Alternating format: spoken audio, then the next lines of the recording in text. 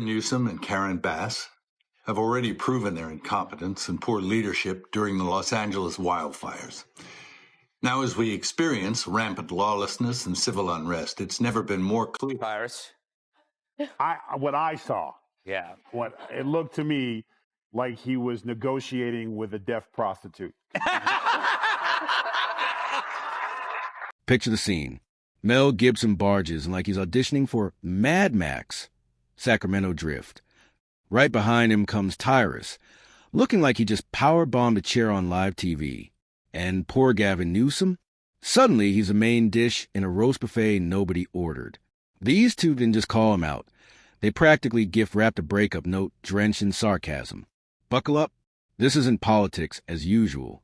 It's a Hollywood brawl colliding with a heavyweight reality check. Turmoil. And I asked my fellow Angelenos, why are Gavin Newsom and Karen Bass still in office? How much more of their destructive decision-making masquerading as leadership are we going to tolerate? It's time to take back our community and our state and put the power and the privilege in the hands of competent leaders whose goals are to protect us and the way of life this nation was founded. Before we dive deeper, smash that like button and subscribe. You'll want front row seats for this. Mel Gibson has never been the guy to politely sip chamomile in the corner. He's the guy who rips the door off its hinges, flips the tea table, and declares a pot poison while staring into your soul. And his newest act doesn't feature swords or battle paint.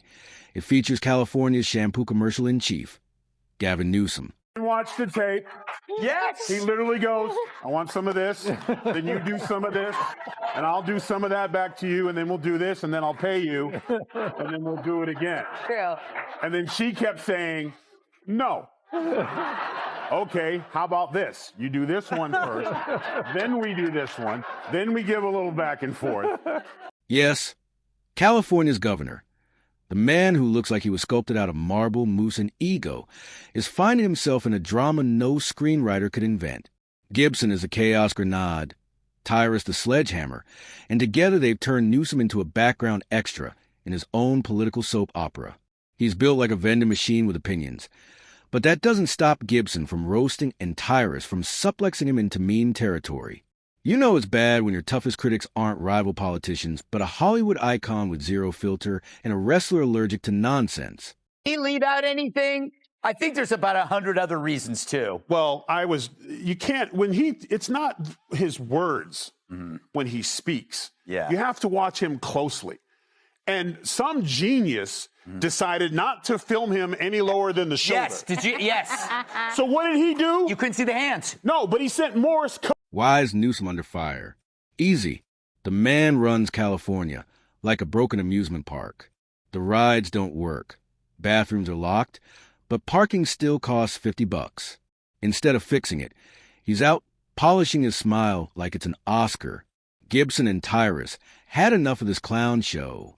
They didn't just toss shade, they dropped an eclipse. Governor Gavin Newsom and LA Mayor Karen Bass, well, they were also suggesting that LA was under control. They had it covered while, of course, LA was essentially burning. And they've been blaming Donald Trump for all the chaos in LA, while Gavin Newsom has been trying to emerge as the strong leader of the Democrats as he eyes off the presidency in 3 years' time. But actor Mel Gibson has spoken out, blasting the governor and the mayor, rightfully so, for their disastrous leadership. Gibson's motivation is crystal clear.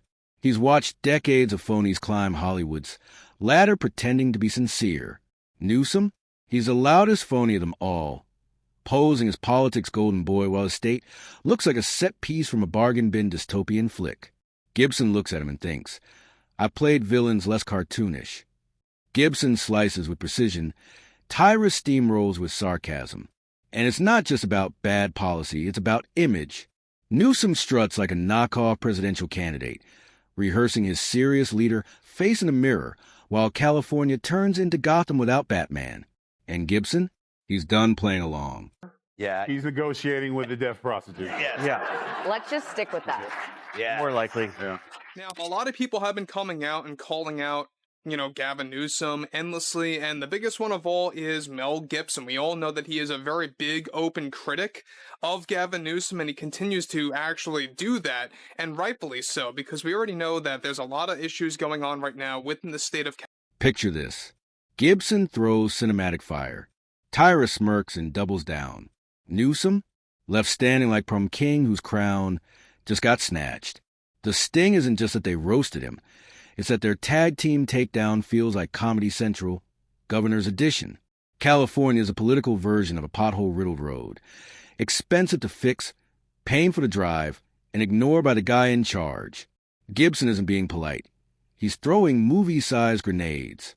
Tyrus, meanwhile, plays hype man, tossing in body slam punchlines. Together they put Newsom in a spotlight, so harsh it makes Hollywood premieres look dim. Lost his house in these wildfires. Yeah. And what you just saw there was an effort to recall the governor and Mayor Bass. Does his star power in this matter? It matters in the sense we're playing it now on national television on a highly rated Fox and Friends first show, and that has gone viral on social media.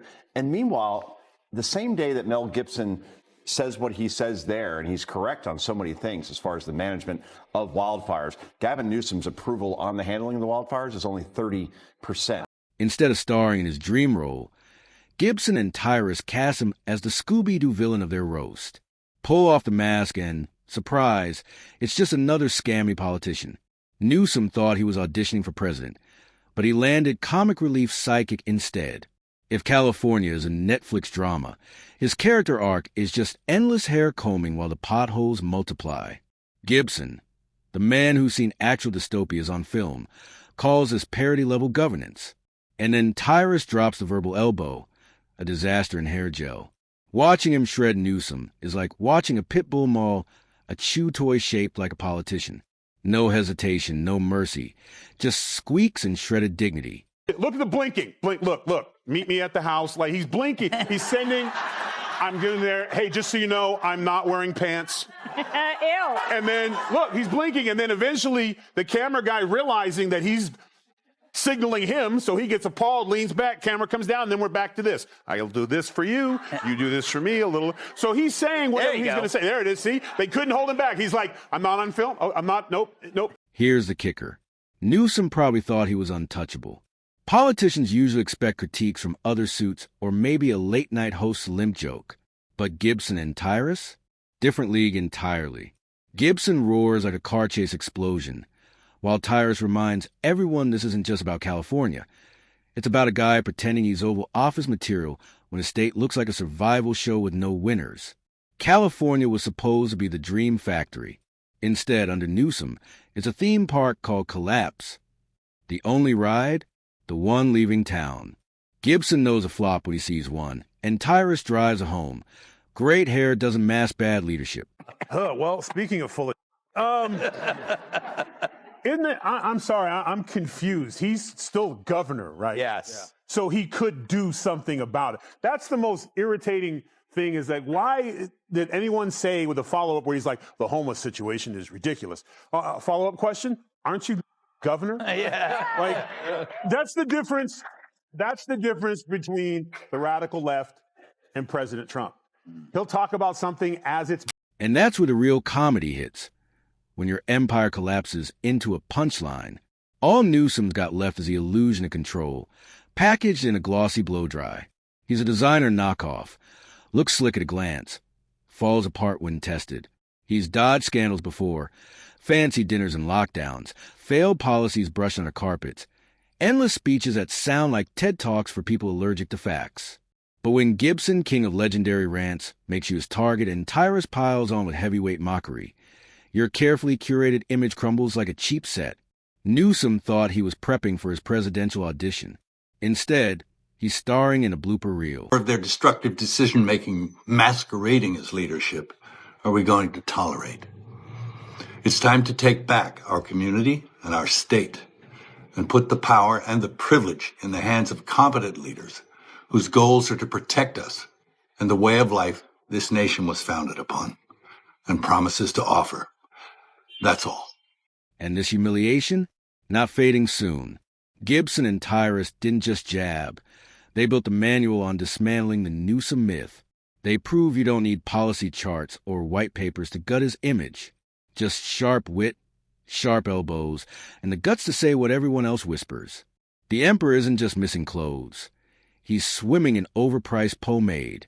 Gibson's seen bad script before, but Newsom's campaign persona is so shallow even straight-to-streaming action flicks have more depth. Tyrus treats his presidential fantasy like a comedy sketch. Pyle drives it into the dirt, then flexes on top. He's playing with us. Meet me at my house. You get mine. I get yours. It'll work out. Paul, are they capable of soul searching? It feels like the party itself has no soul. Yeah, I know. They have no soul. You know, it's a really interesting statement. If you just kind of, you can break it in two. He spends the whole first part of that saying, we lost because this. Essentially what he says is, folks, we were on the wrong side of every. To them, the thought of Newsom running America is like letting the guy who dented the golf cart pilot the space shuttle. Funny for 5 seconds, then total disaster. His resume? A highlight reel of California's worst moments. Homelessness, crime, prices sky high. And his response is always the same. Polish the smile and pose harder. It's like trying to ace a math test by drawing glitter hearts. Gibson burns through the act with war film intensity. Tyrus? He just shrugs and calls it what it is. A flop that wouldn't survive the first cut on America's Got Talent. Imagine him on a debate stage. Career politicians ready to brawl, while Newsom's in the corner practicing smirks. Gibson would call it stunt casting. Tyrus would call it satire. The timing couldn't be worse. He's out polishing swing state appearances while Gibson and Tyrus dismantle his image for sport. And the best part? Newsom can't clap back. Argue with Mel Gibson? Trade shots with a wrestler? He's trapped in a comedy chokehold. Every move just makes it worse.